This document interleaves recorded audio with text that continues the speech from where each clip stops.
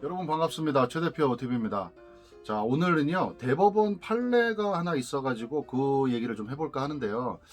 대법원의 판례가 여러분 웨딩 플래너 아시죠? 웨딩 플래너, 그러니까 우리 결혼할 때 이게 도와주시는 분, 웨딩 플래너가 과연 근로자냐 아니냐, 이제 이 문제인데, 이제 웨딩 플래너가 그 결혼식 하는 그 업체에다가 최저임금하고 퇴직금을 이제 지급을 해라, 못 받았다라고 청구를 했고요. 이게 대법원 판례에서 결론부터 먼저 말씀드리면요.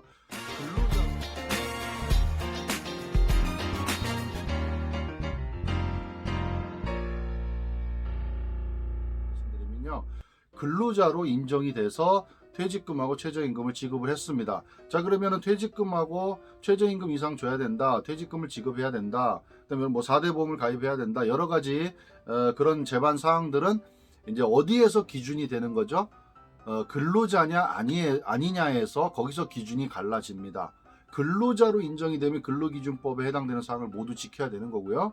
만약에 근로자가 아니라고 판단이 되면 이분들은 뭐 3.3% 원천징수를 하고 근로기준법의 적용을 제외가 되는 거죠. 근데 이게 이제 항상 좀 쟁점이 됩니다. 특히나 이제 퇴직금, 뭐 연차수당, 뭐 최저임금 위반 이런 걸로 같이 다 묶이기 때문에 우리는 그 기준인 근로자성이 있느냐 없느냐 이거를 구분할 수 있어야 된다는 거죠.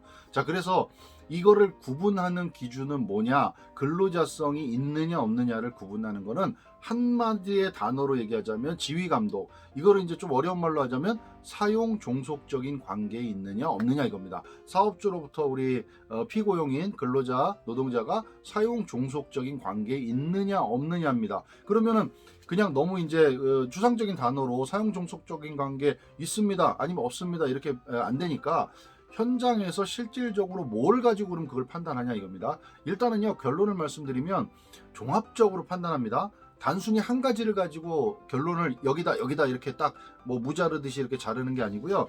여러 가지의 어떤 그 상황들에 따라서 종합적으로 판단해서 이쪽이다 아니다 이렇게 이제 법원에서 판단하게 됩니다. 그러면 우리는 그 행위들, 상황들을 쭉 한번 나열을 하면서 제가 한번 체크를 해보도록 하겠습니다.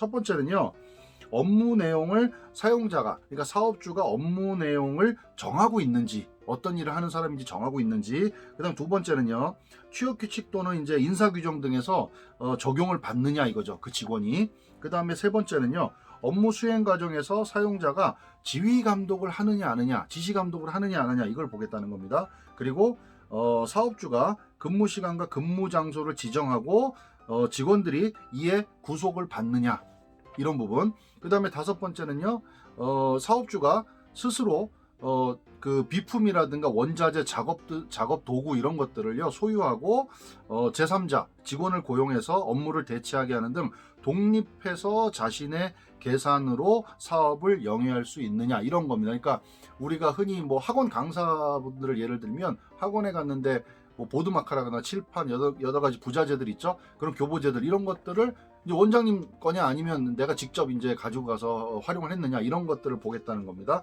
그 다음에 여섯 번째는요, 노무 제공을 통한 이윤의 창출과 손실의 초래 등 위험을 스스로 안고 있는지 이런 것들도 확인을 하겠다. 그 다음에 일곱 번째는요, 보수의 성격이 근로 자체의 대상적인 성격인지 이런 걸 보겠다. 그 다음에 여덟 번째는요, 기본급이나 고정급이 정해져 있는지 이걸 보겠다. 이게 굉장히 중요한 항목 중에 하나입니다.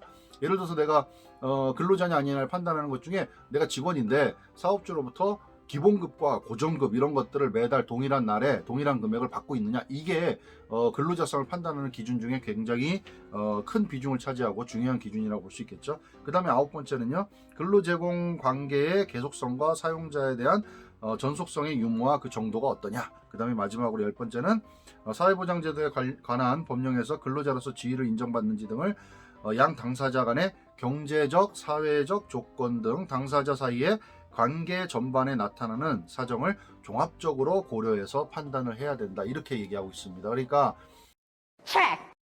지금 제가 10가지를 쭉 이제 막 빠르게 말씀을 드렸는데, 어쨌든 이러이러한 사항들을 종합적으로 판단을 해서 근로자인지 아니면 아닌지, 근로자성이 있는지 없는지를 판단하겠다. 중요한 단어는 지휘감독, 사용 종속적인 관계에 있다 이렇게 보면 됩니다. 그래서 제가 처음에 말씀드렸던 이 대법원의 판례가 난 이 웨딩 플래너 같은 경우는요, 그런 것들을 쭉 이제 법원에서 판사가 따져 보니까 이 웨딩 플래너는 근로자로서 인정이 돼야 된다라고 판결이 난 겁니다. 자, 그래서요, 여러분들도 이렇게 생각하셔야 돼요. 그러니까 이제 질문을 많이 하시는 것 중에 하나도 그런 것들이죠. 뭐 예를 들어서 사업주 입장에서는 우리 직원이 있었는데, 우리 직원 나는 4대 보험 가입 안 했다, 안 하기로 했다. 그러니까 우리는 무조건 근로자가 아니다. 이렇게 판단할 수 있느냐는 거죠. 그래서 직원 입장에서도 뭐 내가 4대 보험 가입 안 하기로 했습니다. 나는 상관없어. 이렇게 했다 그래서 근로자성이 없어지느냐? 이런 것도 한번 고민을 해보셔야 된다는 겁니다. 그래서 제가 지금 말씀드린 그 10가지, 뭐 더 추가적으로 하면 더 할 수 있겠죠. 그런 10가지 정도의 그런 기준에 따라서 종합적으로 판단을 해서 이분이 근로자성이 있다라고 판단이 되면 말씀드렸던 4대 보험 가입해야 되고요. 뭐 최저임금 이상 해야 되고요. 퇴직금도 주셔야 되고요. 그다음에 뭐 여러 가지 다 근로자로서의 근로기준법을 다 지켜서 근무를 해야 된다. 혹은 사업주 입장에서는 그런 분들을 채용을 하셔야 된다. 채용해서 그렇게 운영을 하셔야 된다. 이렇게 판단하시면 될 것 같습니다. 정리합니다. 근로기준법에 적용을 받느냐, 퇴직금을 주느냐, 최저임금 이상을 줘야 되느냐, 이런 기준들은 근로자냐 아니냐를 판단합니다. 근로자성이 있느냐 없느냐, 그 근로자성은 사용 종속적인 관계, 지휘감독이 되느냐 안 되느냐를 가지고 종합적으로 판단을 한다. 이렇게 아시면 될 것 같습니다. 지금 뭐 웨딩 플래너 대법원 판례가 났기 때문에요, 그렇게 근로자성이 인정될 수도 있다라는 거를 뭐 사업주 측이든 아니면 우리 직원들이든 좀 잘 아시면 좋을 것 같아가지고 말씀드렸습니다. 감사합니다.